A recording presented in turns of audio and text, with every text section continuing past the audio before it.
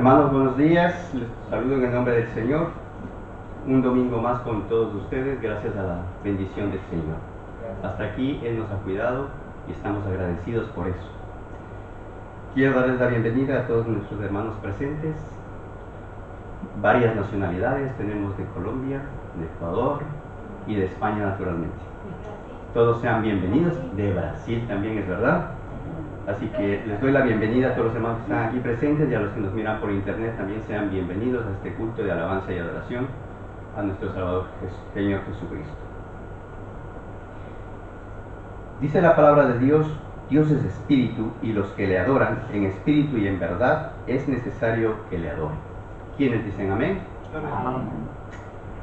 Vamos a empezar leyendo el Evangelio. Y quiero hacerles una pequeña reflexión. No es la predicación, pero sí es un aperitivo de esos deliciosos que nos trae la palabra de Dios. Está en 1 de Juan, capítulo 3, versículo 1.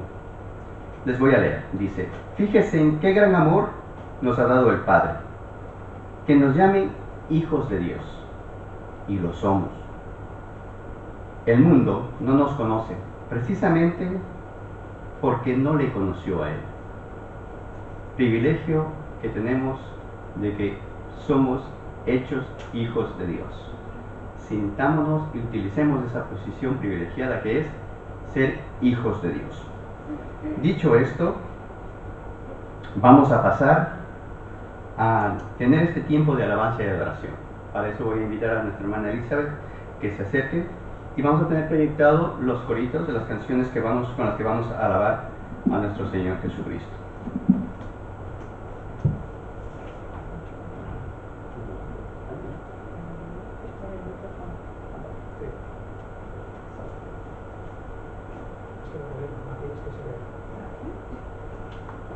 Nos ponemos de pie, por favor. Como no tenemos músico, vamos a ayudarnos con las palmitas. Parece a capela. Dios Bueno, está. ¿A dónde ponemos? con aceite.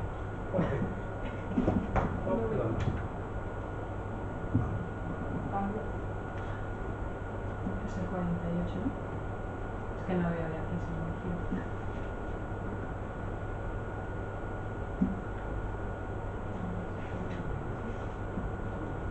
Vale, vamos allá. Pon aceite en mi lámpara, Señor, para que pueda servirte con amor. Pon aceite en mi lámpara, Señor, para que pueda servirte con amor. Salvaste mi alma perdida, por eso te alabo con el corazón. Salvaste mi alma perdida, por eso te alabo con el corazón, con el corazón, con el corazón.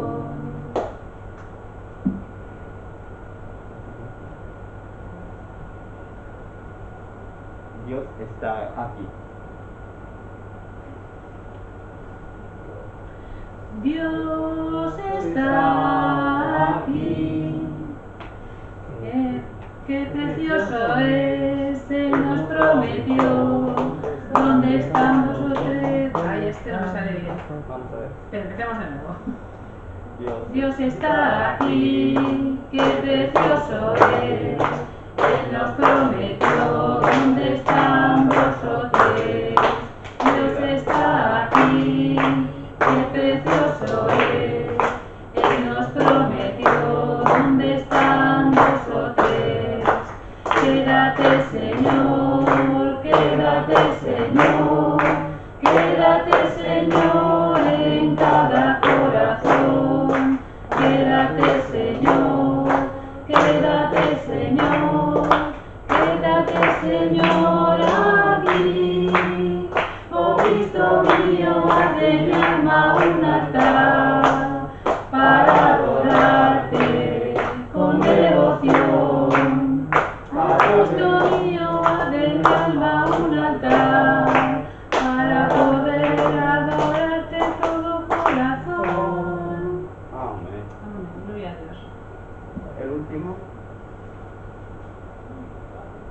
el gozo del Señor. Es domingo y tenemos que tener gozo. Amén. Y adorar al Señor con nuestro corazón. El gozo del Señor mi fortaleza es. El gozo del Señor mi fortaleza es. El gozo del Señor mi fortaleza es. El gozo del Señor es mi poder. Si tienes ese gozo, puedes tú cantar. Si tienes ese gozo, puedes tú gritar. Si tienes ese gozo, puedes tú saltar. El gozo del Señor es mi poder. Amén. Hemos cambiado de canción. Estaba al revés. Sí. Pero al no tener músicos tenemos ese problema. Bueno, todo se hace para la gloria y la alabanza del Señor. Amén.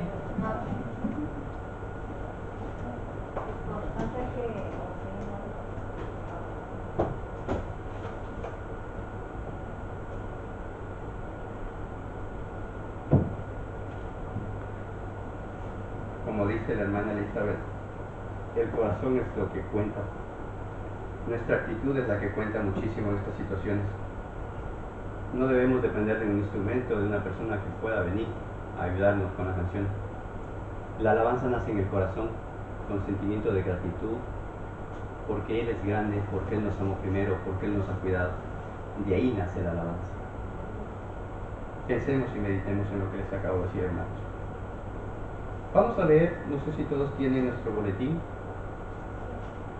¿Sí? Vamos a leer de forma antifonal la cita bíblica que está en Romanos, capítulo 1, de los versículos del 1 al 7. Para ello les invito a ponerse de pie. Y antifonalmente significa, vamos a leer, yo leo un versículo, ustedes siguen. Empezamos, empiezo leyendo. Romanos capítulo 1, versículo 1.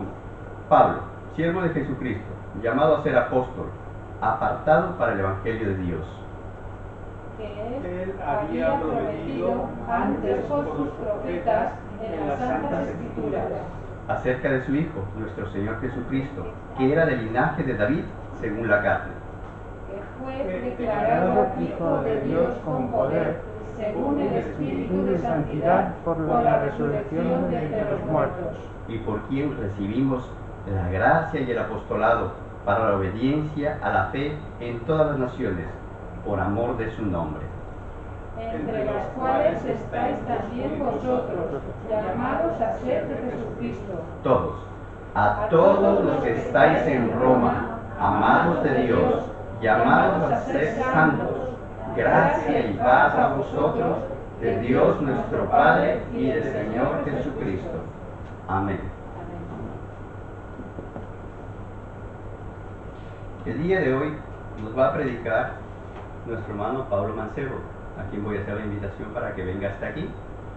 Y ustedes me van a permitir y acompañar en oración para bendecirlo y para que sea instrumento útil en las manos de Dios. Oremos. Padre Santo, quiero agradecerte, Señor, por este momento tan precioso que es poder estar en tu casa, aquí, Señor, en la iglesia de Isla. Queremos bendecir, Señor, a Pablo Mancebo esta mañana, para que toda palabra que salga de su boca en este lugar, en este púlpito, sea porque así tú lo quieres. Sea porque así tú, Señor, quieres entregar el mensaje a la congregación. Padre Santo, que esa palabra toque nuestro corazón, que esa palabra sea aplicable a nuestra vida, que esa palabra, Señor, sea la respuesta a nuestras oraciones. Padre Santo, lo bendecimos en el nombre precioso de tu Hijo amado, que es Cristo Jesús. Amén. Amén.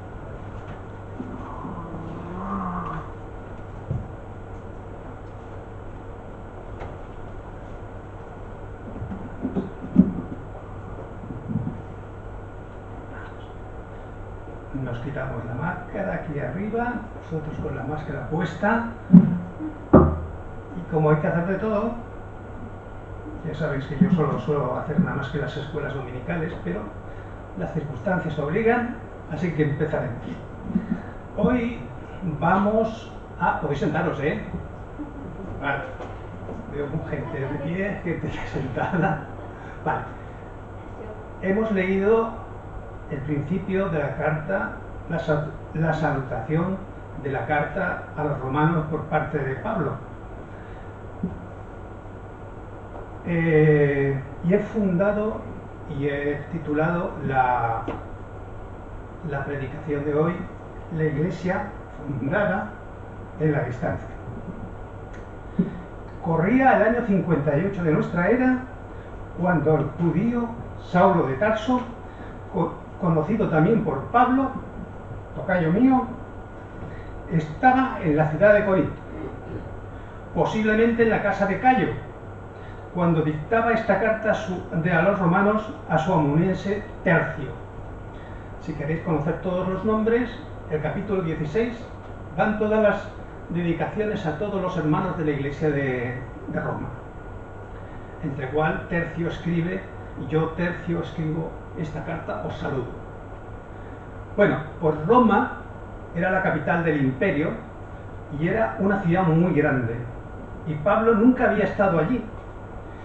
Todavía ninguno de los apóstoles tampoco había estado allí, ni la había visitado. Sin embargo, era un hecho que allí surgió una iglesia cristiana. Entonces, ¿cómo llegó a existir una iglesia en Roma? Vamos a recapitular la historia de Pablo.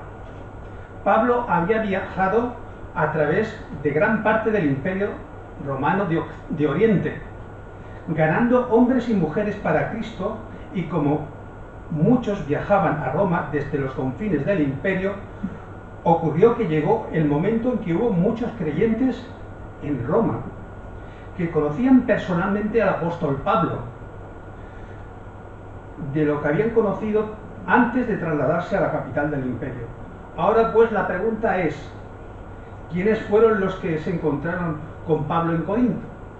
Y entonces podemos leer en Hechos 18 los tres primeros versículos, y encontramos quiénes son los que nombra el texto de Lucas, que dice: Pablo salió de Atenas y fue a Corinto, y halló allí un judío llamado Aquila, natural del Ponto, recién venido de Italia con Priscila su mujer, por cuanto Claudio había mandado que todos los judíos salieran de Roma, y fue a ellos, y como era del mismo oficio, se quedó con ellos, y trabajaban juntos, pues el oficio de ellos era hacer tiendas. Vemos que Pablo se encontró con Aquila y Priscila, habitantes de Roma, pero quienes habían tenido que emigrar debido a una ola de antisemitismo, de persecución desencadenada por el propio emperador Claudio. Ellos se encontraron con Pablo en Corinto, y más tarde vemos que acompañaron al apóstol en su viaje a Siria. Esta pareja llegó a ser un extraordinario instrumento para el Señor Jesucristo, siendo usado poderosamente por el Espíritu Santo, cualquiera que fuera, donde fuera. Cuando Pablo dictó esta epístola a los romanos, vemos que ya habían vuelto a Roma, pues de sus saludos personales del capítulo 16, Pablo los menciona por su nombre en el versículo 3, diciendo: saludad a Priscila y Aquila. No al revés, ¿eh? Priscila primero y Aquila. Mis colaboradores en Cristo Jesús. ¿Y qué podemos decir de los demás? Pues solo esto, que Pablo los había conocido personalmente. En algún lugar él tuvo que haberles conocido y llevado a la fe personal en Jesucristo. Pablo fue entonces, podríamos decir, fundador a distancia de la Iglesia de Roma, mediante sus contactos con estas personas quienes habían presentado el Evangelio de Jesucristo, a quienes fueron y volvieron a vivir en la ciudad de Roma. Dios toma pecadores perdidos como nosotros, nos introduce en la familia de Dios y nos convierte en hijos de Dios. Y hace a causa de la muerte de Cristo en la cruz, y no porque haya mérito alguno en nosotros. Este es el gran mensaje que está en el libro de los Romanos. el propio Martín Lutero escribió: la epístola de los romanos es la verdadera obra maestra del Nuevo Testamento y el Evangelio en su forma más pura, que bien vale la pena y merece que cada creyente de Cristo no solo la aprenda de memoria palabra por palabra, sino que también deba tratarla diariamente como si fuera un pan diario para el alma de los hombres. Nunca podrá ser leída o estudiada demasiado bien. Mientras más es leída, más preciosa se vuelve y su sabor es más agradable. Esta es la cita de Martín Lutero. Bueno, pues comencemos pues leyendo el versículo 1, que nos dice: Pablo, siervo de Jesucristo, llamado a ser apóstol, apartado para el Evangelio de Dios. En primer lugar, debemos decir, la palabra a ser en los originales no está. Luego deberíamos leer el primer versículo como Pablo, siervo de Jesucristo, llamado a apóstol, apartado para el Evangelio de Dios. Notemos que Pablo desde el principio se identifica a sí mismo como un siervo en esta epístola. La palabra que usa en griego es doulos, que significa esclavo. O sea que Pablo fue esclavo de Jesucristo. Ahora bien, él era un apóstol, pero primero él se identifica como esclavo, como alguien obligado a servir. Y es importante que observemos esto, es importante que sepamos por qué Pablo tomó este lugar voluntariamente. Y el Señor Jesucristo nos amó y se dio a sí mismo por nosotros, pero Él nunca nos obligará a ser sus esclavos. Tenemos que dar ese paso voluntariamente y convertirnos en esclavos y servidor de Jesucristo. Él nunca te obligará a servirle. Notemos que el Señor Jesucristo, cuando tuvo esta actitud hacia Jerusalén, como ejemplo, yo he pisado algo, vemos en el Evangelio de San Mateo, en el capítulo 23, que dice: Jerusalén, Jerusalén, tú que matas a los profetas y apedreas a los que te son enviados, ¿cuántas veces quise juntar a tus hijos como las gallinas juntan sus polluelos debajo de las alas, pero no quisiste? O también en el mismo Jesucristo diciendo en el capítulo 5 del Evangelio de San Juan, diciendo: y no queréis venir a mí para que tengáis vida eterna. Es maravilloso que tengamos un privilegio, convertirnos en un esclavo del Señor Jesucristo. Nosotros tenemos que hacer esto por nuestra cuenta y no, Él no nos obliga. Ahora quizás debemos recordar cómo se convirtió Pablo en el camino de Damasco. Cuando el Señor Jesús le detuvo, primero Pablo preguntó: ¿quién eres, Señor? Y él le dijo: yo soy Jesús, a quien tú persigues. Fue en ese momento que Pablo llegó a conocerle como su Salvador personal. Pero entonces Pablo hizo una segunda pregunta: Señor, ¿qué quieres que yo haga? Y en ese momento Pablo se hizo esclavo al servicio de Jesucristo. Volvemos ahora a nuestro primer versículo de la carta del apóstol Pablo a los romanos. Vemos que no solamente fue un esclavo o un siervo de Jesús, sino que también se identificó como su apóstol. Nos da a conocer que Cristo mismo lo halló para ser un apóstol, que él fue llamado para desempeñar ese oficio. No fue algo que Pablo escogió. El Señor Jesús le dijo que sería su testigo. Y podemos recordar cómo Ananías, en el mismo capítulo que del Hecho de los Apóstoles, a continuación del testimonio, porque Pablo se quedó ciego y a Ananías, el profeta, le encomendó con una visión que tenía que ponerle las manos. ¿Y qué le dice? Le dice: este es elegido para hablar ante los gentiles, ante reyes y ante los judíos. O sea, ya es escogido, ¿vale? Bien.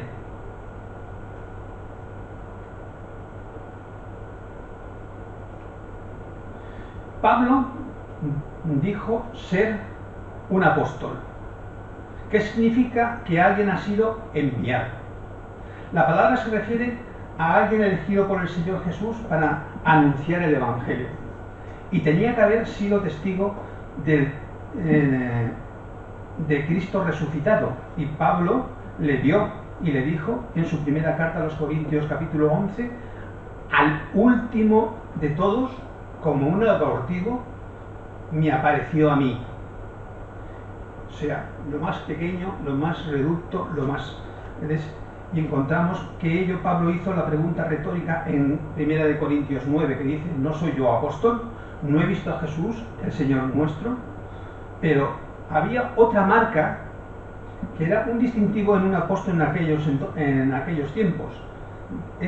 Y esa marca era que el apóstol tenía que tener, que podría tener lo que podríamos llamar dones que sirvieran como señales. Y Pablo dijo que podía hablar en otras lenguas. De hecho, las hablaba. Él hablaba latín, él hablaba griego, él hablaba arameo, tal.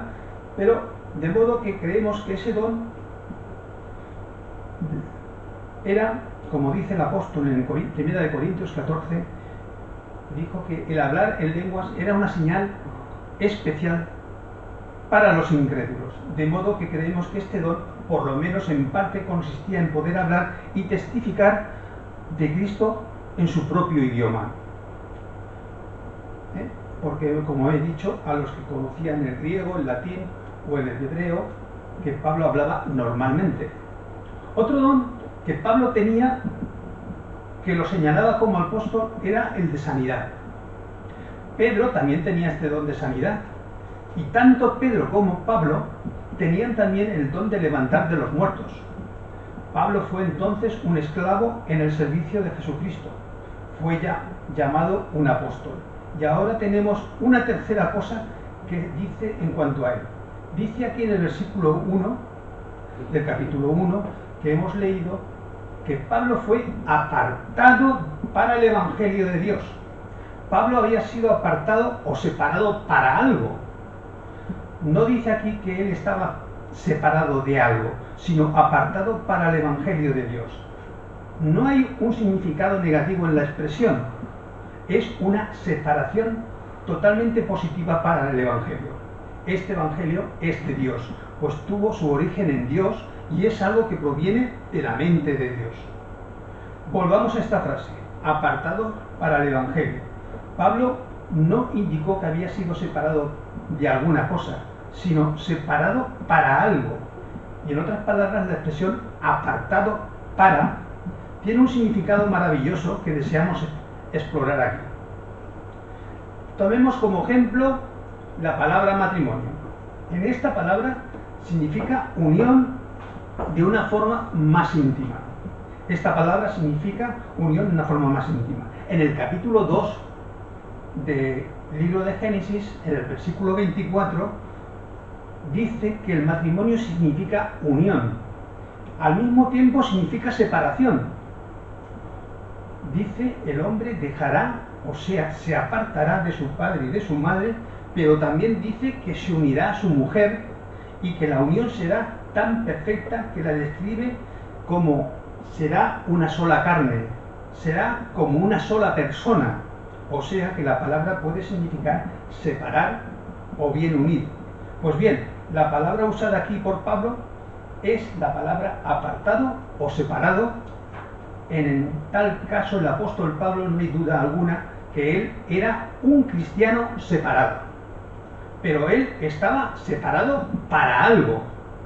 Otro aspecto interesante en cuanto a esta palabra separación es que en el griego proviene de la misma palabra que nosotros recibimos la palabra horizonte.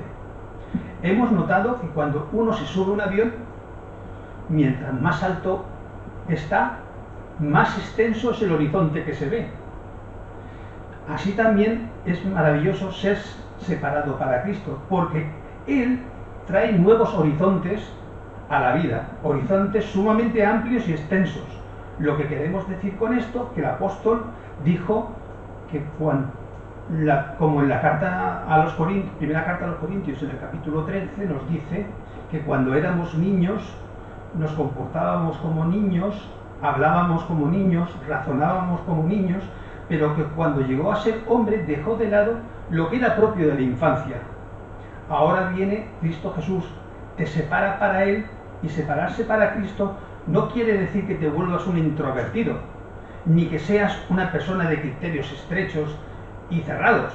Separado para Cristo quiere decir que tu vida se ampliará y que podrás disfrutar de la emocionante experiencia cristiana. Bien, vamos a ver el versículo 1 de Pablo, que dice: apartados para el Evangelio de Dios. Ningún ser humano inventó el Evangelio. Cuando nosotros llegamos, el Evangelio ya había estado su existencia por más de 2000 años. Y puedes aceptarlo o no puedes aceptarlo, o rechazarlo. Pero vamos a ver el versículo 2, que dice que Él había prometido antes por los profetas y en las Santas Escrituras. Pues esto quiere decir, si uno vuelve atrás y examina los libros del Antiguo Testamento, se dará cuenta que el Evangelio fue prometido por los profetas a través de todo el Antiguo Testamento. Su mensaje era que Dios amaba a la humanidad y que Dios proveería la manera de salvar a la humanidad. Nos traería una relación de amor. Él nos amó y se entregó por nosotros. Y según dijo el apóstol Juan en la primera carta, en el capítulo 4, nosotros le llamamos a Él porque Él nos amó primero. Y el apóstol Pablo lo expresó de una manera más personal en Gálatas, en el capítulo 2 y en el versículo 20. Me amó y se entregó a sí mismo por mí. Los versículos de 2 al 6 forman un paréntesis que presenta una definición del Evangelio que, en primer lugar, es todo referente a Jesucristo. Y la primera parte del versículo 3 dice: acerca de su Hijo, nuestro Señor. Esta palabra de acerca es traducida por la preposición griega peri. Es una palabra que usamos como prefijo en muchas palabras, tales como periscopio, perímetro y otras. La palabra significa algo que está cercano o que está rodeado. Este Evangelio es entonces totalmente acerca de Jesucristo. Es acerca de lo que ha hecho y es su obra. Aquí tenemos su título. Él es el Hijo de Dios, Él es Cristo Jesús, nuestro Señor. Ese es su nombre maravilloso. Hoy en día estamos viendo y oyendo mucho acerca de lo que necesitamos es una religión de Jesús. Pero Jesús no tenía ninguna religión. Él no necesitaba ninguna, pues Él era y es Dios. No podría adorarse a sí mismo. Es Jesús quien nosotros debemos adorar. Alguien dirá: ¿Jesús oró? Bueno, es verdad que lo hizo, pero lo hizo para ayudarnos. Cuando Él asumió la naturaleza humana, Él se humilló voluntariamente y vivió a nuestro nivel. Recordemos, por ejemplo, en el caso de Lázaro. Al lado de su tumba Jesús dijo, y nos cuenta el Evangelio de San Juan en el capítulo 11, Padre, gracias te doy por haberme oído. Yo sé que siempre me oyes, pero lo dije a causa de la multitud que está alrededor, para que crean que tú me has enviado. Jesús oró para fortalecer nuestra fe. Él es el Cristo, Él es el Señor nuestro. Ahora observemos también que hay otra verdad que aquí se dice también de Jesucristo. Dice el resto del versículo 3, que era del linaje de David según la carne. Aquí se refiere a la humanidad de Jesús. Nació de una virgen porque ha sido declarado Hijo de Dios con poder, porque según el versículo siguiente, el versículo 4, dice que fue declarado Hijo de Dios con poder, según el Espíritu de Santidad, por su resurrección de entre los muertos. Y he aquí que decir que la resurrección no fue lo que hizo Hijo de Dios a Jesucristo. La resurrección solo confirmó y reveló quién era Él. Y una vez más aquí aparece la palabra griega que significa horizonte, que hemos comentado antes. Jesús fue declarado Hijo de Dios. Tenemos aquí pues la perfecta humanidad de Cristo y también la perfecta deidad. El credo más antiguo de la Iglesia decía: Él es tan hombre como cualquier hombre y tan Dios como el mismo Dios. Pero Pablo dijo aún antes de que ese credo fuera formulado, pues aquí lo tenemos en estos dos versículos que acabamos de leer. Jesús no es más hombre porque es Dios, ni es menos Dios porque es hombre. Él es Dios y hombre. Siguiendo adelante vemos que el versículo 4 dice que fue declarado Hijo de Dios con poder. Según vemos que esta es la referencia obvia del Espíritu Santo. Creemos que tenemos aquí la Trinidad ante nosotros. Además, el versículo 4 concluye diciendo por la resurrección de entre los muertos. Permítame decir que la resurrección lo comprobó todo. Lo presentó como el Hijo de Dios y al leer la Biblia encontramos que Él es presentado en el poder de su resurrección. Le vemos primero en los días de su humanidad, en su cuerpo físico, caminando sobre la tierra, despreciado y rechazado por los seres humanos. Le vemos con su debilidad, cuando estaba sentado y descansando en el pozo, o cuando descansaba en la barca sacudida por la tempestad. Y finalmente lo vemos pasar por la vergüenza de la cruz. Pero llegaría el momento en que sería resucitado de los muertos. Su resurrección probó su veracidad de su palabra cuando dijo en Juan 8: vosotros sois de aquí abajo y yo soy de arriba. Vosotros sois de este mundo, pero yo no soy de este mundo. Los días de caminar por los polvorientos caminos de Israel habían terminado. Él había regresado de los muertos con gran poder. Su resurrección había comprobado y demostrado la veracidad de su nacimiento virginal. Evidentemente, Él era el Hijo de Dios y con poder. Después tenemos aquí otra verdad. Vemos a Cristo resucitado, sentado a la derecha de Dios en los cielos, intercediendo por los creyentes, dándole poder, energía y consuelo. Hay un hombre allí en la gloria celestial, pero muchos cristianos no parecen apreciar plenamente esta verdad. Necesitamos recuperar la conciencia de Jesús y de su persona. Igualmente, la resurrección de Cristo nos asegura que Él vendrá a esta tierra como el juez, el Rey de reyes y Señor de señores. Él acabará con el pecado y reinará en justicia sobre la tierra, como el apóstol Pablo les dijo a aquellos sofisticados filósofos de Atenas en Hechos 17. Siendo pues linaje de Dios, no debemos pensar que la divinidad sea semejante a oro o plata o piedra, escultura de arte o de imaginación de los hombres. Pero Dios, habiendo pasado por alto los tiempos de esta ignorancia, ahora manda a todos los hombres en todo lugar que se arrepientan, por cuanto ha establecido un día en el cual juzgará al mundo con justicia por aquel varón a quien designó, acreditándolo ante todo al haberlo levantado de los muertos. Hay entonces una solemne realidad, porque Cristo ha resucitado de los muertos y tendrás que estar delante de Él en algún día. Y la pregunta es, ¿te presentarás ante Jesús como alguien que ha confiado en Él como tu Salvador? ¿O te presentarás allí para ser juzgado? Si no has recibido como a tu Salvador, la condenación de Dios estará sobre ti. Nadie puede presentarse ante Él por su propia justicia. A menos que tú confíes en Él como tu Salvador, quedarás condenado por la eternidad. Por ello, terminó hoy afirmando que la resurrección de Cristo garantiza que cada uno de nosotros deberá enfrentarse al Señor Jesucristo en su tribunal. Por ello, te invito a considerar si tienes o no una relación con Dios.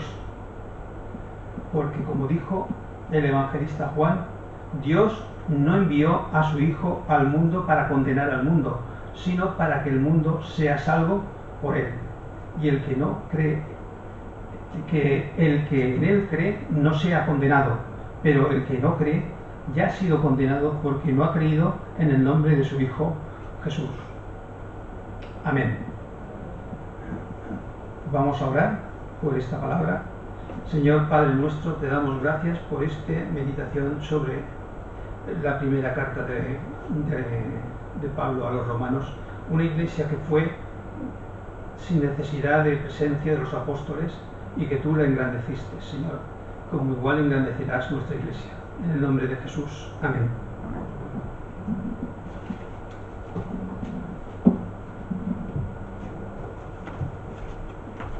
Muchas gracias, hermano Pablo, por este mensaje. Hemos podido descubrir cómo se formó la primera iglesia de cristianos ahí por los primeros años después de Cristo, el año 58, es decir. Quiero también pedir a nuestra hermana que venga y podamos orar por nuestros diezmos y ofrendas. Parte de esta iglesia, pues agradecemos a Dios también y cumplimos con lo que Él ha instituido, ofrendar y diezmar. Mientras nuestra hermana recoge los diezmos y las ofrendas, voy a dar lectura a los anuncios que están en nuestro boletín. Quiero animarles a cada uno de ustedes para que oremos por nuestros pastores, por nuestros ancianos, por nuestros diáconos, por los miembros de esta iglesia, para que primeramente espiritualmente nos fortalezcamos y luego físicamente. Hay gente que está enferma, hay gente que no puede venir o que tiene mucho cuidado, mucho recelo de venir.